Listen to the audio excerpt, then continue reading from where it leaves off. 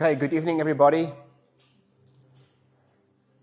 Good to see you. Welcome to everybody online. I just want to say, because of our online audience, we have to start on time. So if there are people who are coming late, it's fine. They can come in later. But we're going to have to start on time. We don't want to advertise that we're starting 18:30 and then have the people online to wait. So thank you for everybody who is giving online, and thank you for everybody who's contributing financially to our ministry. I know sometimes I forget to say thank you because I'm so focused on the message, but thank you so much. Johannes Wolfhard is here tonight, my good friend, the writer of Struggling Stains. We are busy with a project. The 31st, we're doing a session together at Bloom. It's going to be 250 Rand, but we're hiring a venue and you get something to eat and to drink. And we're going to speak, both of us are going to speak about healing emotional trauma, but we're also going to speak about content in our books. And then also, we are planning to do interviews on our books on radio stations, and we also need sponsors for that.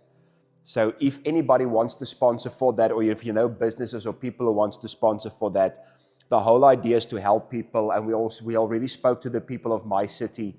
The idea is to help people, and we believe really that the books are going to help people. Johannes is busy with, can I say, a new book? A rewrite. And what else? May we say, or not really? You're busy with a production? A stage production and a documentary. My book, Living in the Spotlight, is literally going to be available maybe in a week and a half. And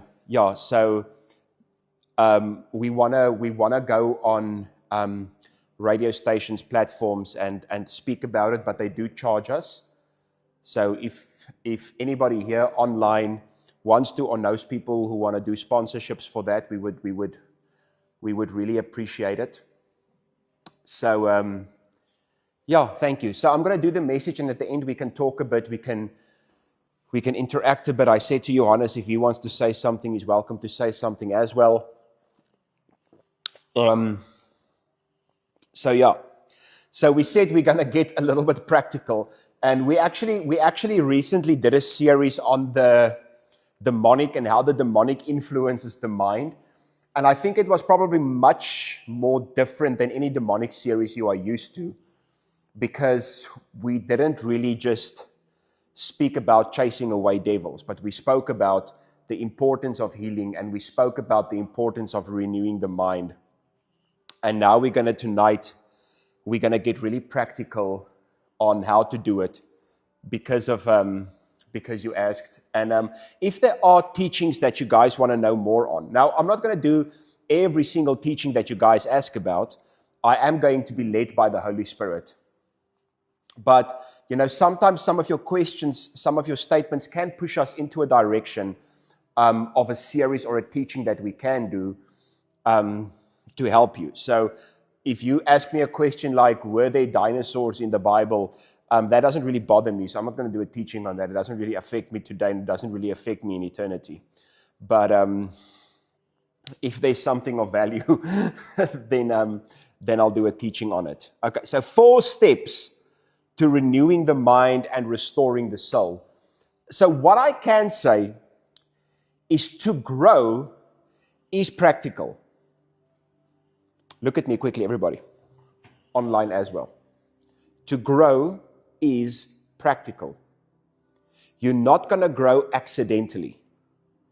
You're only going to grow intentionally. I remember I was in a ministry teaching once, and this is actually very funny.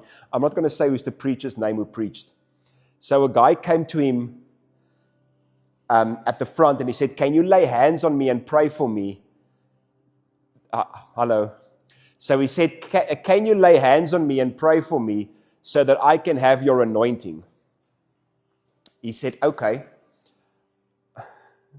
He said, "Okay, I will pray for you that you can have my anointing. But in the prayer, I'm going to pray that you will be poisoned 4 times, I'm going to pray that you will be shot in the head twice. I'm going to pray that you will be full of worms because of your poison. And he said like a lot of other bad things. He said, I'm going to pray that all these things happen to you as well. And he said, why would you pray that? He said, because that's what I had to go through to actually get my anointing. So here's the thing. A lot of people think spiritual growth or emotional growth or whatever is just somebody lays hands on me and prays for me. Now, there is a biblical principle and there is a biblical practice of the laying on of hands. I'm not dismissing that.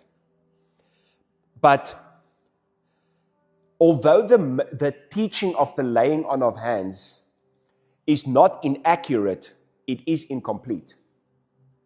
Because that's not the only thing that we should do, and it's not the only thing that's important to grow. So if we want to grow, we have to move away from the idea that it's going to be easy, and we have to move away from the idea that it's going to be quick. And I always use this example. What is more important? Your spirit, your soul, or your body? What do you think is more important? If I say, listen, is it more important for your body to be in shape, for you to live in a very big mansion, for you to drive a very nice car, for you to have a very pretty wife or husband, but your spirit is not saved and you're going to hell? Or is it more important to say, listen, I will rather struggle in my body as long as my spirit is saved? No, I'm not saying you have to choose between the two, not at all. You can prosper in all three areas. I'm just using this as an example. So if I tell you, and I use this example a lot, if I tell you that you're about to climb on a plane, but the plane you're about to climb on, the pilot was never tested. He doesn't have a pilot's license. He was never tested. But he's a believer. He's a person of faith. He prays a lot. Will you climb in the plane? So why would you allow somebody to deal with your spirit that didn't have the training? But when it comes to your body, you want the person to have the training. You wouldn't let somebody operate on you that didn't went to university. But you will let people lay hands on you, preach to you, that never studied, that doesn't understand scripture, that hasn't been tested. David was anointed to be king. Samuel came and he actually poured oil on the head of David, anointed him to be king, and then he had to go back to be a shepherd for years. So you can have the anointing, but God will never release you until you have the training. Do you know how John the Baptist's ministry was? John the Baptist is the greatest prophet who ever lived, next to Jesus. Do you know how long his ministry was? 6 months. Do you know how long God prepared him? 30 years. God prepared him 30 years for a 6-month ministry.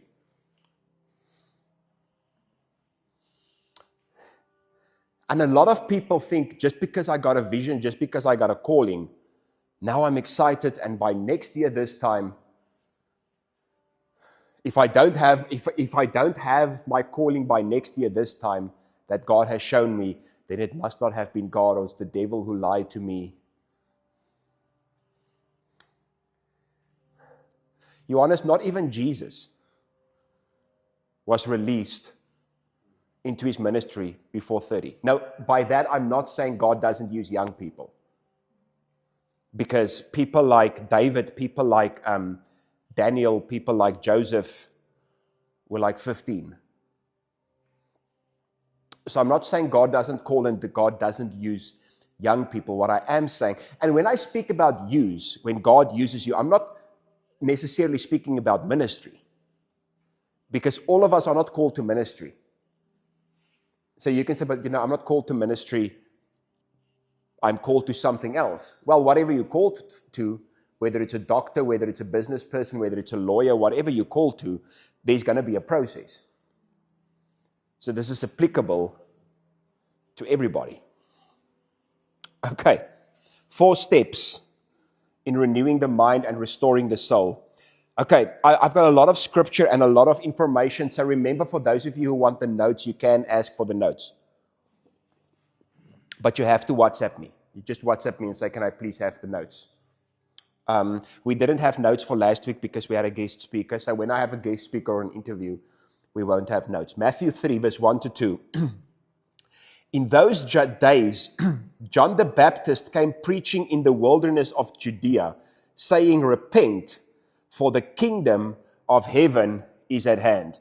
Okay, we're going to focus on 2 words. The first word is repent, and the second word is kingdom. So John the Baptist is preaching to people, and he's saying to them, repent, for the kingdom of heaven is at hand.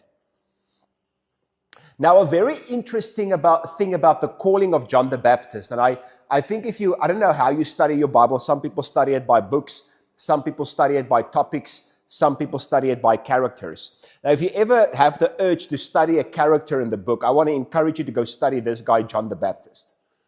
He was a very weird fellow. He was almost like Johannes, like he didn't care what he said to people.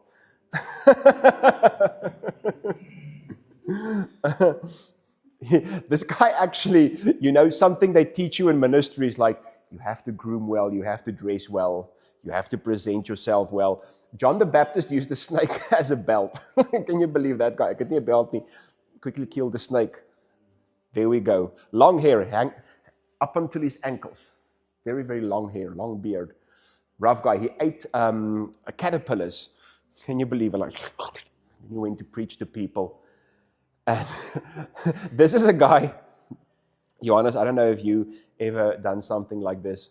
This is a guy, when the Pharisees came to be baptized, he said to them, you're a bunch of snakes, what are you looking for? So this was John the Baptist. In his 6-month ministry, he mostly spent in jail because of the way he treated the people. Right? Now, John the Baptist was what they call the herald.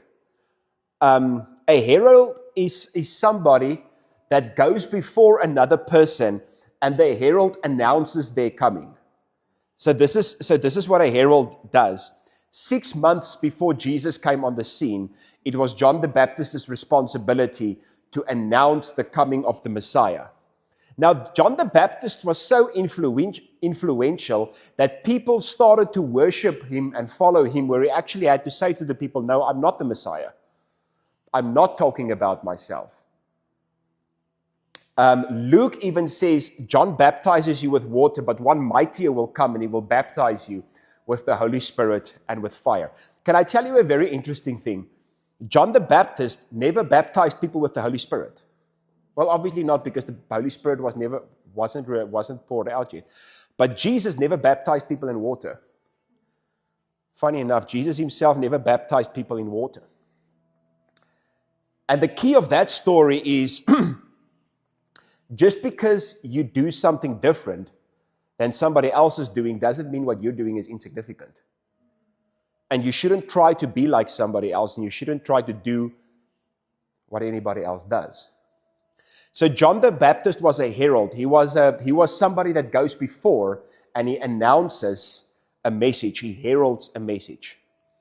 Now, very interesting, John the Baptist's mother, Elizabeth, was pregnant with John while Mary was pregnant with Jesus.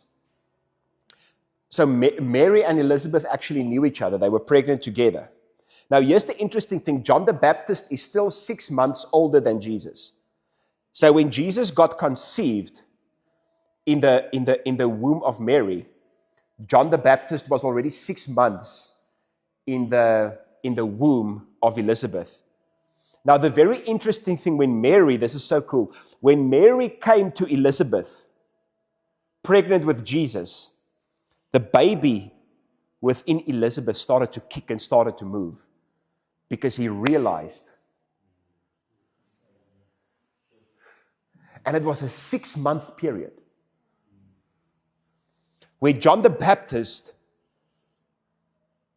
Jesus, if you look, okay, I'm going to get to that now. Paul preached the gospel of grace. If you mainly look at the message of Paul, Paul preached the gospel of grace because he was a Jew and a Pharisee by nature, teaching and preaching that the law cannot save you. So Paul mainly preached a gospel of grace post-crucifixion because Paul only started to preach after Jesus was crucified. John, on the other hand, preached the gospel of the kingdom. And he spoke about the kingdom of heaven is at hand. I'm going to get to the 4 points, hopefully. Okay. He spoke about the kingdom of heaven is at hand. And the first thing he said to the people was, repent. Now, I think repent is one of the most misunderstood words in the Bible. Because as soon as you tell somebody repent, they think, okay, I've done something wrong and now I have to feel guilty about myself. Okay, so that's normally what people get to when they hear the word repent. They think bring penance on yourself, kind of like a punishment. Repent is almost like feel guilty, feel sad. You're going to be punished. But I have to tell you, if you really understand the word repentance in the original Greek and how those people understood it, you will understand that the word repent next to the name of Jesus is probably the second most beautiful word in the Bible. If you really, really understand this word repentance. So the word repentance is a Greek word metanoia. Now our name, theonos, the word nous is the same word where you get the word noia from metanoia. Meta means metamorphosis. And noia comes from the word nous. That's where we got theonos from, which means the mind. So the word repentance means a metamorphosis in your mind, or very simply put, change your mind. That's what the word repentance means. Change your mind. I was speaking to a mentor of mine once. We were having breakfast at Antaboga. Nice breakfast buffet, and this guy's called Stefan Joubert. If you don't know Stefan Joubert, you want to know Stefan Joubert. So I was sitting with him, and I said to him, Dr. Stefan, tell me, because, so let me just tell you who he is. So he basically translates the Afrikaans Bible. So if you have an Afrikaans Bible, he's the translator, probably. He's one of the key translators of the Afrikaans Bible. So he has to understand Hebrew and Greek very well. So I asked him, Dr. Joubert, this word metanoia, what does it really mean? And he said to me, have you ever heard news that's so good? Where you were like, wow, I didn't know this is so good, or this actually blows my mind. That's the word repentance. When he says to them, repent, he's like, listen, change the way of thinking. Change the way of thinking from the old covenant to the new covenant, because the news is actually so good. So he said, repent, for the kingdom of heaven is at hand. The gospel of the kingdom. So what is the kingdom? The kingdom literally means the king's domain, or the king's rule and reign. Now, true repentance,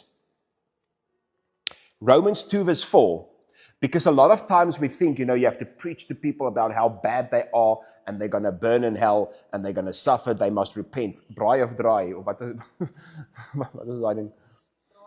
Draai of braai. Now listen to what Romans 2 verse 4 says. He says, or do you despise the riches of his goodness, forbearance and long suffering, not knowing that it's the goodness of God that leads you to repentance? So what does repentance mean? A change of mind, change of thinking, change of belief. What leads to your change of thinking? The goodness of God. How did Jesus get Peter to follow him as a disciple? He filled his boat with fish. Then he said, follow me. It was the goodness of God that brought people to repentance. People saw healing. People saw the dead raised. People saw signs, wonders, miracles, and the Bible says they started to believe. It was always the goodness of God that led people to repentance. You know what's very funny? Go test me in this. If you look at the Gospels, Matthew, Mark, Luke, and John, Jesus never fought with a sinner. He never rebuked a sinner. But if you take out the passages where he fought with and rebuked the Pharisees, you have almost none of the Gospels left. Did he want sinners to change, to turn away from their sin? Yes. But it was the goodness of God that did that.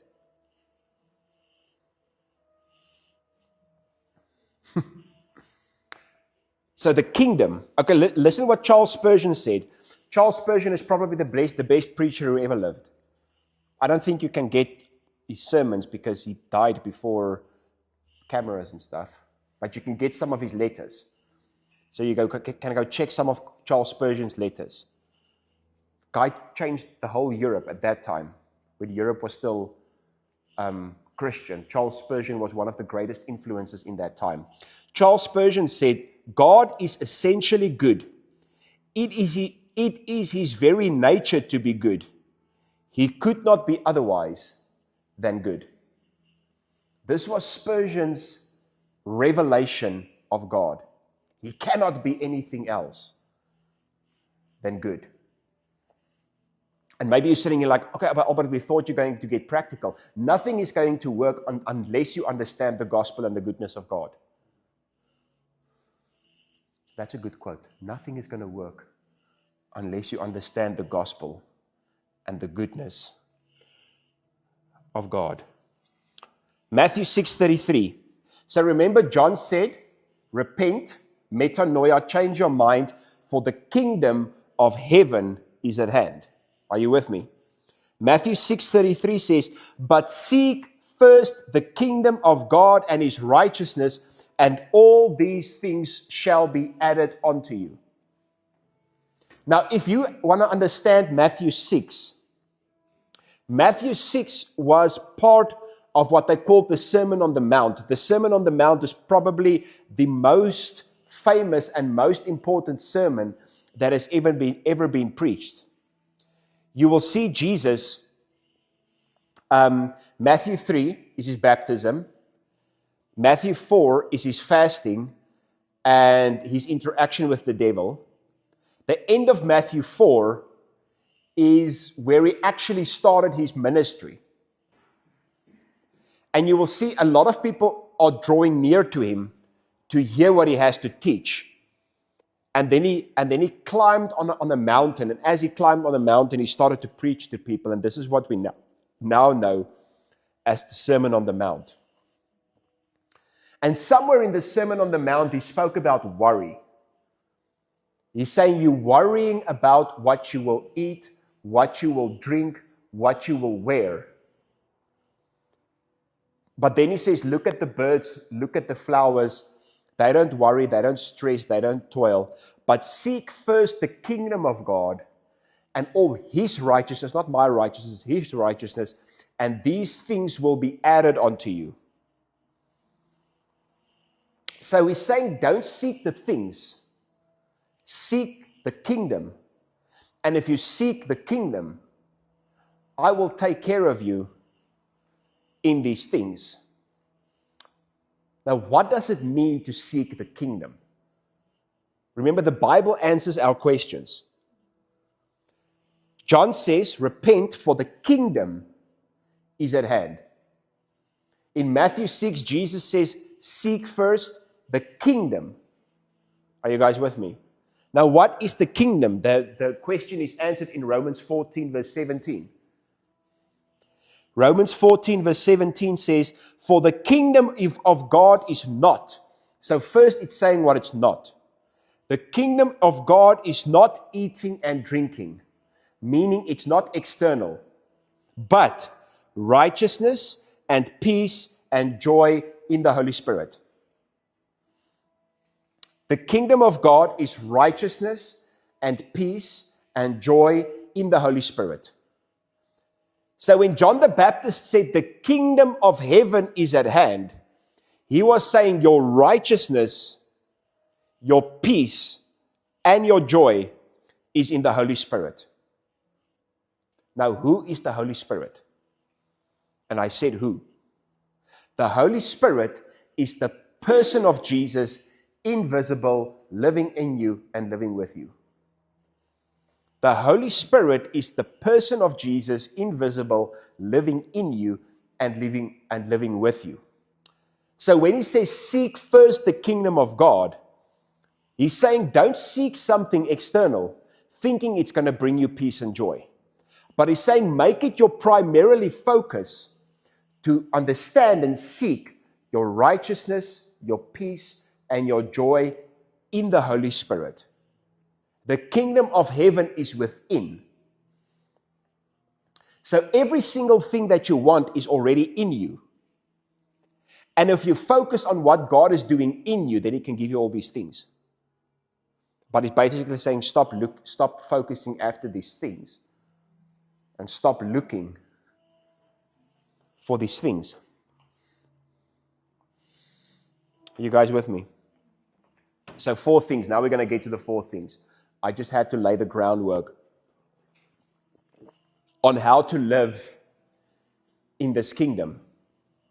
Now, we don't do anything to get it, but we have to do something to experience it. They asked Reinhard Bonnke once in an interview, I don't know if you guys know who Reinhard Bonnke is, Massive Crusades. They asked Reinhard Bonnke in an interview once, they said, you preach the blood of Jesus Christ, but there's so much murder, so much rape, so much theft, so much depression, so much suicide. It really seems as if the blood of Jesus is not working, but yet you keep preaching the blood of Jesus.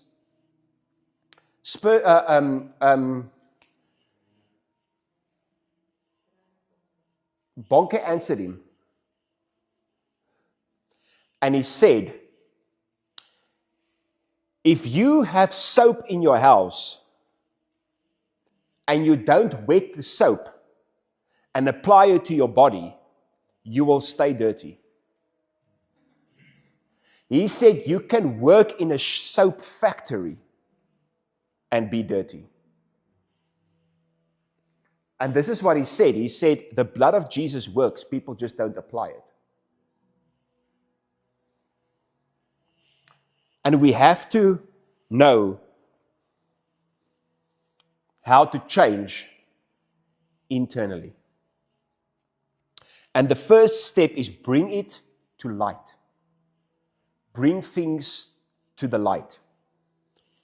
Because he's saying, repent, for the kingdom of heaven is at hand. What is repent? Change your mind. We can connect repentance to Romans 12, verse 2. Do not be conformed, but be transformed by the renewing of your mind. The renewing of your mind is not positive thinking. The renewing of your mind is getting rid of belief patterns that are not from God and replacing it with belief patterns that are from God. That's renewing the mind. Renovation, there's a scripture that speaks about renovation. When you renovate your house, the first thing you do is you have to break out before you can build in. Right? So it's not about just like, let's think positive. No. What do I have to break out? And in order to break out, you have to bring it to light. You have to acknowledge. So 1 John 1, verse 6 to 8, the Bible says, if we say then that we have fellowship with him and walk in darkness, we lie and we do not practice the truth. It doesn't help you're a public success, but you're a private failure. It doesn't help you build the biggest ministries, but your kids don't want to talk to you because they don't respect you.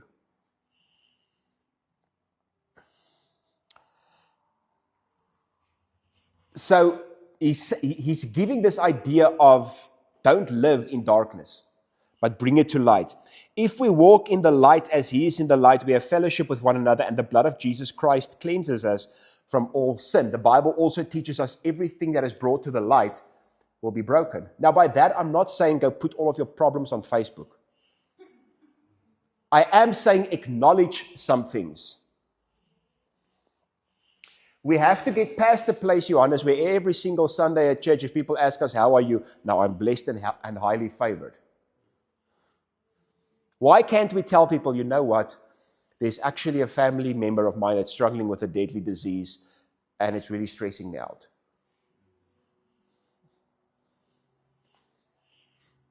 Bring it to light. Now, again, I'm not saying bring it to light to everybody, but at least acknowledge it to yourself. Now, how few people can actually acknowledge things to themselves? How many people are addicted and they don't even want to acknowledge they're addicted? Johannes, you work in this area, so you will know. I'm not an alcoholic. An alcoholic starts to quit drinking or tries to quit drinking. Verse 8. If we say that we have no sin, we deceive ourselves and the truth is not in us. And then in verse 9, I didn't put verse 9 here, but then he says, if we confess our sins to one another, he will forgive us. Now, here's the thing. God has already forgiven you. God cannot be in unforgiveness, because if you look at the context of 1 John, context is very important. He spoke to people who believed they didn't have sin in them. So he was not speaking to born-again people who confessed their sin. He was speaking to people who didn't want to admit they have sin in him. This doesn't mean you have to go ask for forgiveness for every single sin that you have given. But in order for you to get saved, you have to acknowledge that you have sin in you and you need a Savior. Right? But then when you are saved, you're not a sinner anymore, you're the righteousness of God. So he was speaking to people here who didn't want to acknowledge. So the first thing you have to do, you have to acknowledge what is going on in you. Then the second point, and we might have a little bit of a discussion on this one, and I hope we do, but afterwards, we're still online. It's deconstruct. Deconstruct. Deconstruct means to identify false beliefs and to break them down. Everything that you have been taught and that you are taught about the Bible is not true. Everything that preachers taught you about the Bible is not true and is not accurately taught. By that, I'm not in any way saying I'm the one that teaches things accurately. I'm just saying a lot of times we grow up in a house or we grow up in a tradition that teaches scripture to us in a way that is not actually totally accurate. Deconstruction, you get to a place where you question that. I want you tonight to question what you've been taught about repentance. Because a lot of people used the word repentance to put fear and manipulation in a person. And we have to go re-identify what it means. This is why God wants to do things in people's lives today, but because of wrong teaching, He cannot. This is why we have to deconstruct. We have to say, although my church taught me this, I have to ask myself the question, but is this right? Is this really how God is? Because a lot of churches taught us God is almost like this religious Pharisee in the sky. That if we do the right thing, then he's going to smile, and if we do the wrong thing, he's going to be angry and smack us. That's false. That's not true. Not in the new covenant, at least. A lot of things that people believe about God and about the Bible have been taught from a place of religion and tradition. This is why people struggle when the Holy Spirit actually moves. When people go to a teaching where the Holy Spirit actually moves, they cannot be touched, because then they think, but, in my church they taught me that you have to wear a tie and you have to wear a hat and you have to be like this in the Holy Spirit. No, this is why people struggle to get touched by the Holy Spirit. Listen to what Mark 7 verse 13 says. Jesus is speaking to Pharisees and he's saying, you are making the word of God of no effect through your tradition that you have handed down, and many of these things you do. Now, I'm not in any way against people listening to teaching and preaching. I do it myself. I'm just saying, if we keep on listening to teaching and preaching, and we don't go into the presence of God, read the Bible for ourselves, and ask the Holy Spirit to speak to us, we're always going to have a second-hand revelation. Deconstruct. I wrote some things down about deconstruction. With deconstruction, you have to ask yourself a few questions. Why do I believe this? And if the answer is not, it's what the Bible says, you have to go reevaluate. Or let me rephrase. If the answer is not, this is what the Bible says in context, you have to go reevaluate. Is this actually in Scripture, or did I learn it from my church and family? Now, your church and your family can teach you accurately according to Scripture. So deconstructionism doesn't say get rid of everything. But it does say we have to, if we want to grow, we have to go sit with our Bibles, with our notebooks, with our pens, with the Holy Spirit, and say, what do I believe, why, and is this actually correct according to Scripture in context? So the next one is, what does the Bible actually say in context about this? Have I confused Christianity with a particular culture or denomination? Because remember, in the biblical times, they were not church denominations. Now, I'm not against church denominations. I'm in a church denomination.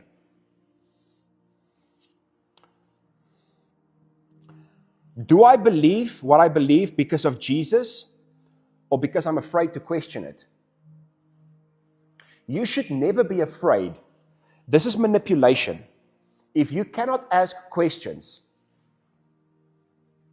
to the person who teaches you, they're busy manipulating you. Now, I'm not saying attack them. I'm not saying be disrespectful to them, because that's also not unbiblical. But you are allowed to question things. You are allowed to say, listen, this is what you say. This is what I read in the Bible. Can we talk about this in a healthy manner? This is how we grow. So the first thing is you have to bring certain things to light. Stop acting as if they don't exist. Second thing, deconstruct. Get rid of faulty belief systems. Acts 7 verse 11. Now, the guy who's speaking here is probably the greatest apostle who ever lived, the Apostle Paul. He's saying, these were more fair-minded than those in Thessalonica. Fair-minded, listen, these are fair-minded people. In that they have received the word with readiness and searched the Scripture daily to find out whether these things were true. So they said these people listened to teachings and they went to the Scripture to find out whether it's true.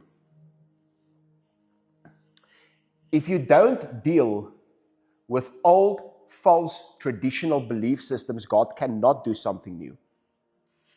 And if you don't get rid of some things, God can not do something new because, well, some people say God can do anything. No, He cannot.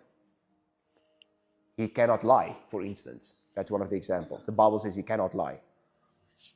So if God says this chair is black, He's not lying. The chair is lying. If God says this chair is black, immediately it will change because He cannot lie. And He says you cannot put new wine into old wineskins. I cannot do something new with an old mindset, a religious mindset. Okay, so the third one is reconstruct. Reconstruct. So not only do we want to deconstruct, because a lot of people deconstruct, and then they get to a place like, I don't want to go to church anymore. I don't listen to anybody anymore. These preachers are all false. No, then you've deconstructed, but you've never reconstructed because that's also not true. Reconstruct is where you get to a place with your Bible and with the Holy Spirit saying, but what do I actually believe? And what is the Holy Spirit speaking to me? You know, I have friends. Israel Taylor, for instance, we listened to him last night, my own leader, my own pastor, my own prophet. They are totally different than I am, with totally different callings, totally different teaching style. But we are both right, because we just have different callings, and God just spoke something different to us in our callings and what we need to do. So when I'm saying reconstruct, I'm not just speaking about theological truth. I'm speaking about a spiritual revelation where the Spirit of God can start revealing things to you. This is what reconstruct is. Reconstruct is building, because this is renewing the mind that I'm teaching. It's building the right belief system. Romans 10 verse 17. The Bible says, then faith comes by hearing, and hearing the word of God. Reconstruct is where you start to build your belief system with the word of God. When you want to get your body in shape, you have to stop eating junk and you have to start eating good foods. And it's the same with your soul, it's the same with your spirit. You have to stop the one and you have to start the other one. You cannot say I'm eating healthy, but I'm still eating unhealthy in between. This is why the slogan for Theonos is leave. This is our slogan. Just like Nike is just do it, ours is leave. That's our slogan, leave. Because a lot of people want the new, but they don't want to leave the old. So you have to reconstruct. Then number 4, after you've reconstructed, you have to believe it and you have to speak it. You have to believe it and you have to speak it. You know, Scripture teaches us a good tree cannot bear bad fruit, and a bad tree cannot bear good fruit. And after that, he's saying, out of the abundance of the heart, the mouth speaks. So he's saying whatever comes out of a person's mouth will prove to you and show you what actually is going on in their hearts. Believing and speaking. When you bring it to light, you deconstruct, you reconstruct, your believing and speaking will naturally change. You are made in the image of God. And God has created you in His image. Meaning, if God created everything by speaking, it means you create by speaking. Believing and speaking. The great prophet Barry Gibb said, it's only words. And words are all I have to take your heart away. Whatever you speak, whatever you articulate. 2 Corinthians 4 verse 13. And since we have the same spirit of faith, according to what is written, I believe, therefore I spoke. We also believe, and therefore we speak. Believing and speaking.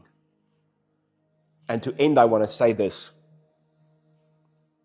John the Baptist is teaching us this message. He's saying, repent, change your mind, because what I want you to experience is the kingdom of heaven. How do you repent? How do you change your mind? You bring it to light, you deconstruct, you reconstruct, you believe, and you speak. That's repentance. And if you do that, you will experience the kingdom. What is the kingdom? It's righteousness and peace and joy in the Holy Spirit. And Scripture teaches us, if you seek that, everything else will be added onto you. Let's pray. Father, thank you for your presence.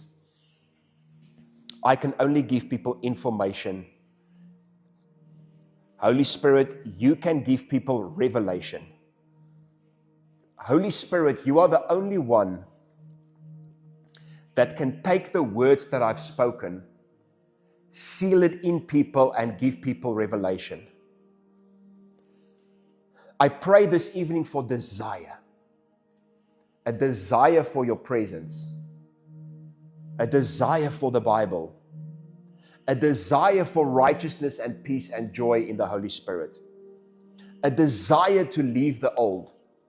A desire to leave a faulty belief system. A desire for your presence. A desire for prayer. There's an old hymn that says, and the things of the world will grow strangely dim in the light of your glory and grace. The things of the world will grow strangely dim. May the things of the world grow strangely dim as you live in and experience the kingdom of God. Father, I thank you that in our Thursday evening sessions, that the kingdom of God will manifest, that the presence of God will manifest. One touch of your presence can do wonders. Listen, look at me. I just feel this in my spirit.